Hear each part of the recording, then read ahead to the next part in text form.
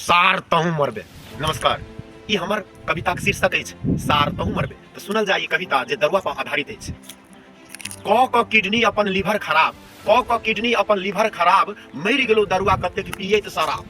क किडनी अपन लीवर खराब आ मरि गेलो दरुआ कतेक पियैत शराब। रे एखनो समय छौ सम्हरि जो, रे एखनो समय छौ सम्हरि जो, आ ज्ञानक जहाज पर चढ़ि जो, नहीं तो यमदूत के भैंसी पर चढ़बे। सार तहु मरबे, सार तहु मरबे। रे फलना मरलो चिल्ला मरलो, रे फलना मरलो चिल्ला मरलो, आ उमर घटिया में जब लाश जरलो, दरुआ मरलो सब ठाम सो। दरुआ मरलो सब ठाम सोर, मुदा केकरो आंखि से नहीं गिरलो नोर। अहिना तहु चित से उतरबे, सार तहु मरबे, सार तहु मरबे। रे एखने लगे छे झुरकुट बूढ़, रे एखने लगे छे झुरकुट बूढ़, आ रहे छे हरदम नशा में चूर। रे देह गलल जाय छौ, देखे नहीं छे, रे देह गलल जाय छौ, आ संग में नहीं कनिको पाई छौ, कत से इलाज करबे। सार तहु मरबे।